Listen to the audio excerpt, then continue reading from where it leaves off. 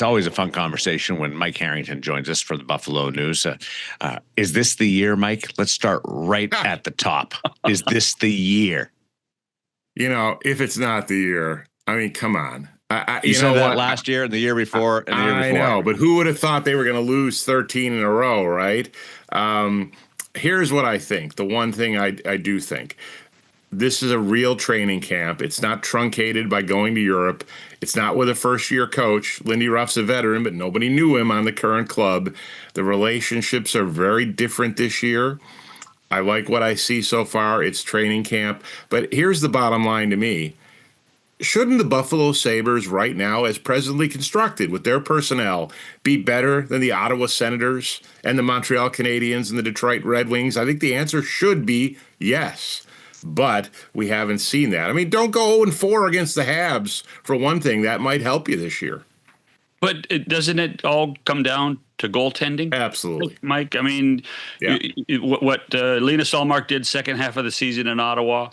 Yeah. You know, what the tandem did in Montreal, because Dobish deserves some credit too. Sure. And UPL's never been healthy.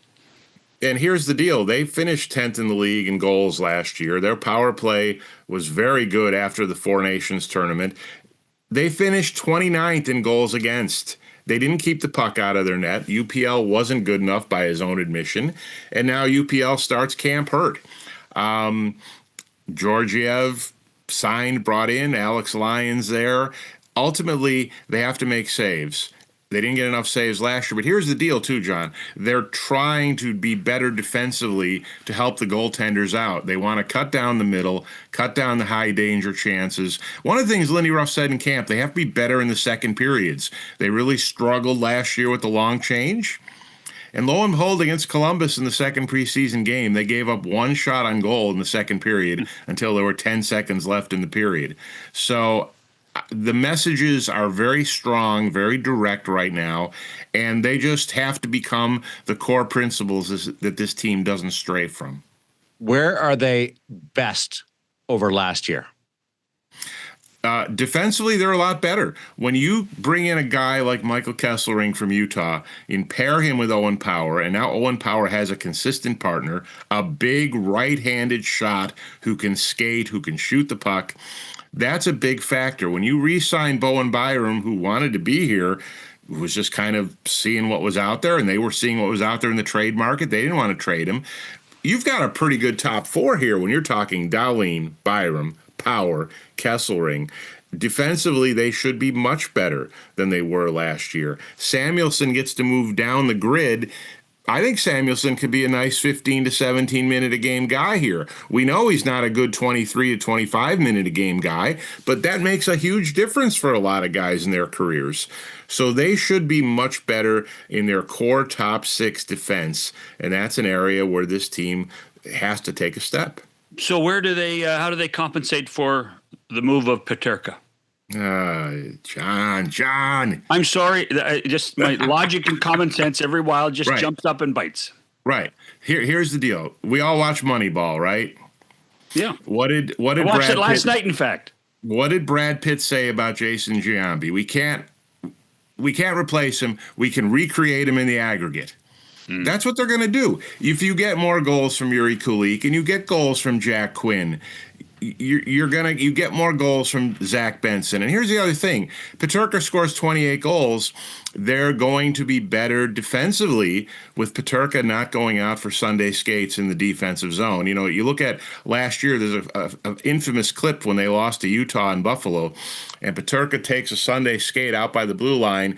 The Utah defenseman goes right around him, feeds the puck down low for a goal.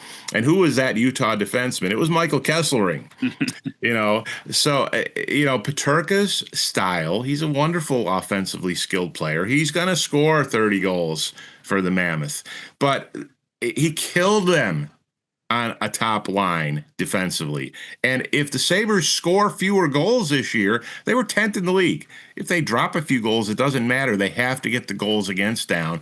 Peterka was a big factor in goals against, and I think Lindy Ruff had just had enough. He's not a Lindy Ruff kind of player, and they needed help on defense, and that's the move they made. Is Josh Norris? I think Josh Norris can be a guy who can obviously score goals. He's done it in Ottawa, but we saw last night he's going to make a difference in areas like faceoffs. They dominated in the faceoff circle. At one point in the game, he was 9-0 on faceoffs, and he's going to get them the puck on the power play a lot more than they've had in the past by winning draws. They would constantly lose the draw last year. Boom, puck's down the ice. That's 40 seconds off your man advantage right off the top. Josh Norris is a guy who can do that. How many goals he scores? Is he going to be a 35-goal guy again? He doesn't have to be on this team playing with Thompson. But he's another guy who can add to that goal scoring and fill in with the absence of Peterka. Who's the most important player this season for Buffalo? To me, Rasmus Dahlin has to enter into the Norris conversation. He finished, sixth in the voting last year? I think he'd have been higher if they were a playoff team. But this is a guy who is absolutely starting to establish himself as one of the elite defensemen in this league. And nobody goes far in the playoffs, and a lot of teams don't even get in the playoffs at all unless you have one of those studs on your back end. So he has to stay healthy. And remember, the 13-game losing streak last year, he had a back problem. He missed 9 of them. Mm-hmm. They don't lose 13 in a row if Rasmus Dahlin's on the ice. He's got to stay healthy, and he's got to continue to dominate. And he's got to score. He's got to be a 70-point guy, and he's got to continue to play the physical brand of hockey he plays in the back end. But to me, he is the fulcrum of this team. I know you got Thompson. I know you got Tuck. This team has to be Rasmus Dahlin's team. He has to carry them. I'm just wondering about where do you see their depth? I mean, if you look at what both Montreal and Ottawa did to make the playoffs, teams in their division, they seem to be deeper. They may not be more talented. They seem to be deeper. Where is Buffalo's depth, do you think? Well, I think, they definitely want to be harder to play against. The move to bring Kesselring also brought Josh Doan, who is, Josh Doan's a guy who can get in your face and can skate, and we've seen a lot from him in camp already. I look at the depth situation as, it's paramount. I think their depth has improved.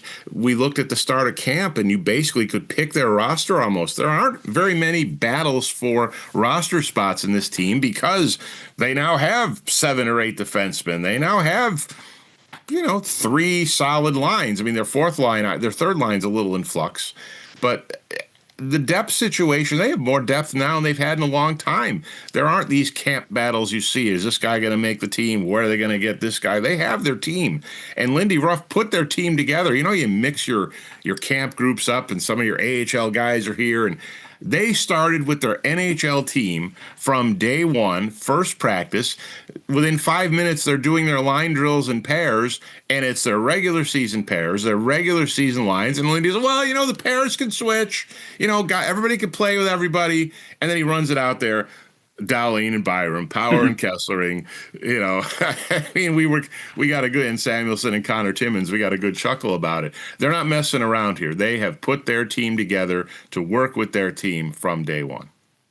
It is an old school look to camp. I noticed that right away from Lindy Ruff. Does it go further than that?